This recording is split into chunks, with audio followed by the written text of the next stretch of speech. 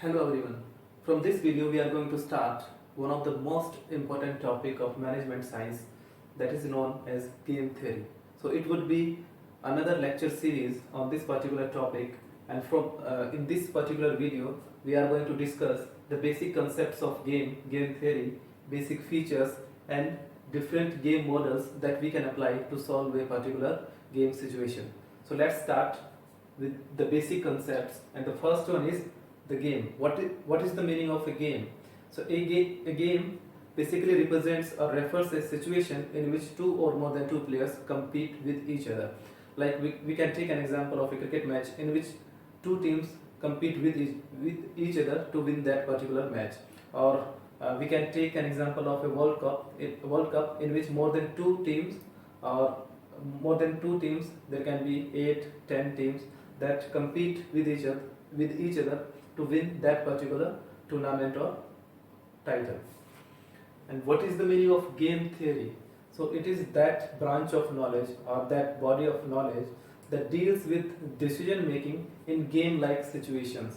Like in real life we can take an example of two companies, company B and company A. Suppose in a particular market the company B holds a market share that is equal to 60%, and the company A holds market share that is equal to 40%. Okay, but still they are in competition. B is trying to increase his market share and A is trying to increase his market share. So they are in a game situation in which they are competing with each other basically. So what are the basic features of a game or a situation in which we can apply game theory?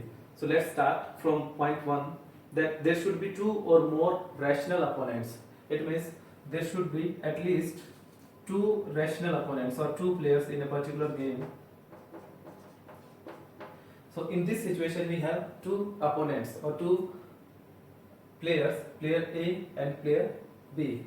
So and they are rational. What is the meaning of rational?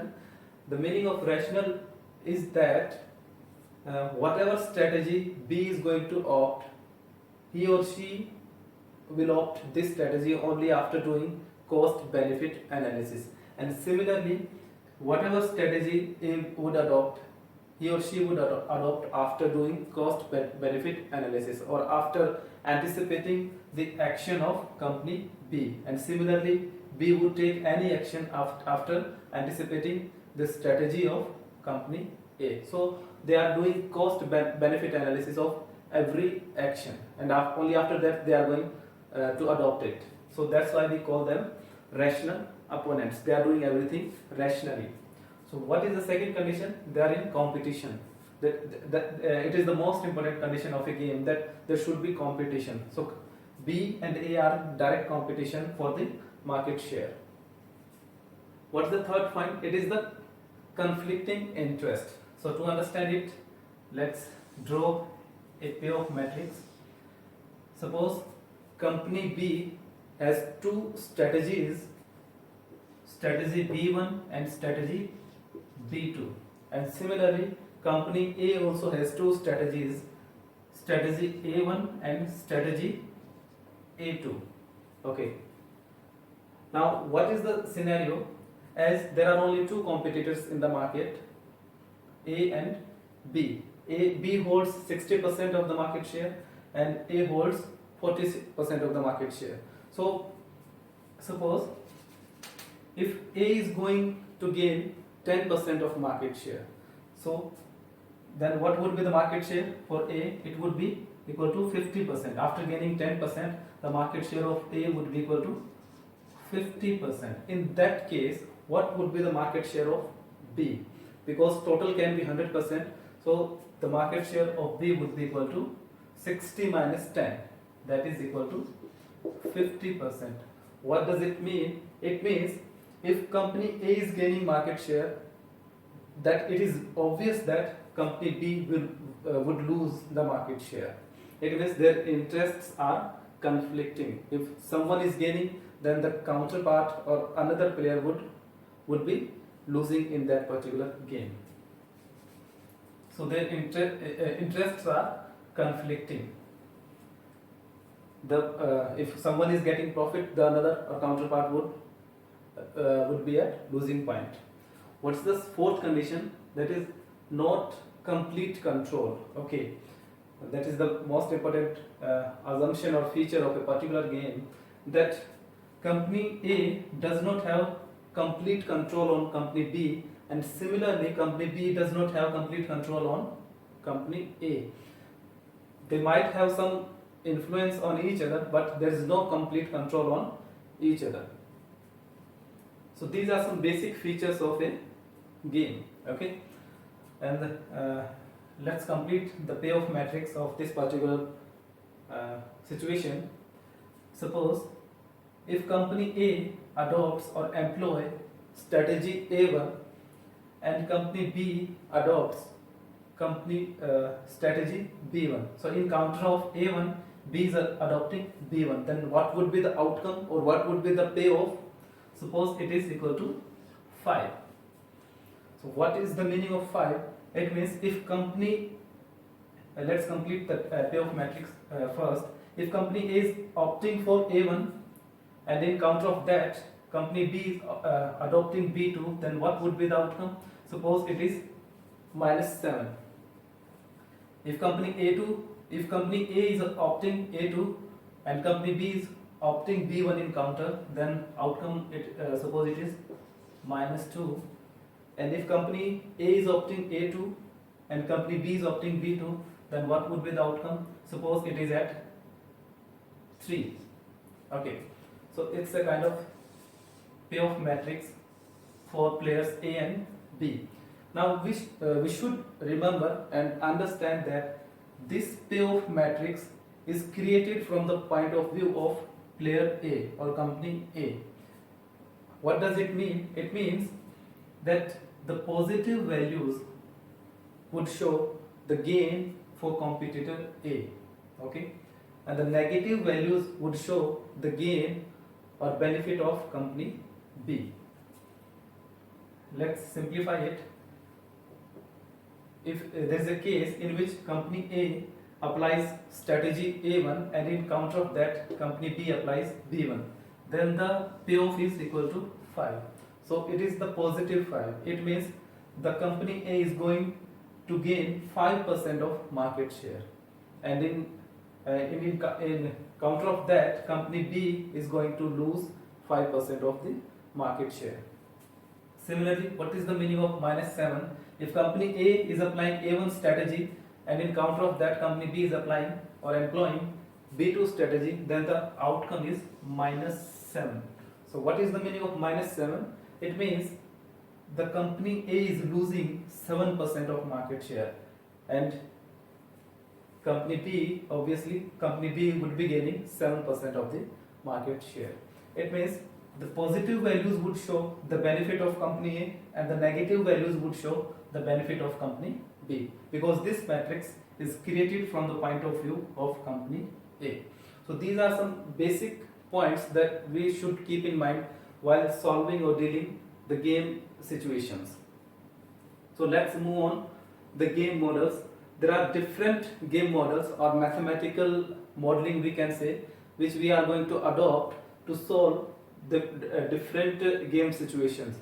And we must remember that the objective function of the games, what would be the objective function of a game? It is very simple to state. What would be the objective of company A? The objective of company A would be to select an optimal strategy so that it can gain benefit over company B. And similarly, what would be the objective of company B? Again, the objective of B would be the selection of an optimal strategy so that B can strengthen or secure his position in counter of company A. So basically they both are looking for an optimal strategy so that they can secure their position, or they can get an advantage over the competitors. So to solve or to suggest these players an optimal strategy, we would use different game models. So on the basis on different basis we are going to classify different models. So the first base on which we can classify the models is the number of players. So how many players are in a particular game. So there can be 2% in a particular game, minimum 2% can be there in a game, and there can be n persons in a particular game. So what is the meaning of 2% game? It means there are exactly 2 players in a particular game, like the situation we are having here. There are only 2 players, player A and B. So it is a 2% game. If there are more than 2 persons, it can be 3% game or it can be 4 persons game. Then we would call it n person game. So n can be anything. It can be 3, 4, 5, 6, 7, 8 or up to n. What is the second basis of classification of the game? It is the sum of the game. What is the sum of the game? So we would understand the sum, this concept with the help of an illustration. Like there are 2 players or 2 competitors in a particular game, x and y. X and y, and suppose they are competing in a particular event, and what is the condition of that event or competition? That the winner would get the prize of 100 rupees and the loser would give 100 rupees to the winner. Suppose in this case x is the winner, so x would get 100 rupees. It means the benefit of x would be equal to 100 rupees. And what would be the loss of y? Because y is the loser and he is going to pay 100 rupees to the x. So what would be the impact on y? It is minus 100. X is going to gain 100 rupees and y is going to lose 100 rupees. So what would be the net value if we sum, we calculate this total of these values, 100 plus minus 100, because 100 is the loss of y, that's why we are taking it minus 100. So the net sum would be equal to 0. So these situations are known as zero sum game. It means the profit or gain of a competitor is exactly equal to the loss of the other competitor or the counterpart. Like in this situation we were studying that the total market share is equal to 100%. If A is going to gain 10%, then it is obvious that B would lose 10%. Okay, if B is going to gain 10% market share, it means A is going to lose 10% of market share. It means the gain of a particular player is just equal to the loss of the other player. So it would be a zero sum game or constant sum game. What is the second type? It is non-zero sum game. If it is not the case, or the loss of a competitor is not equal to the profit of the other competitor, then it would be a non-zero sum game. What is the third base of classification? It is number of strategies. It can be there can be finite or infinite number of options or actions that the players can take or opt for. So they are self-explanatory. What's the meaning of finite? If they are having finite number of strategies, then it would be a finite game, and if it is not the case, then it would be an infinite game. So these are some basic points that we must keep in mind while dealing with these kind of situations, because only then we would be able to solve these problems. So with the help of these basic features and with the help of these basic game models, we are going to help these players in opting the best optimal strategy to win in a particular game. So we will discuss the practical aspects or different models in the next videos. Thank you.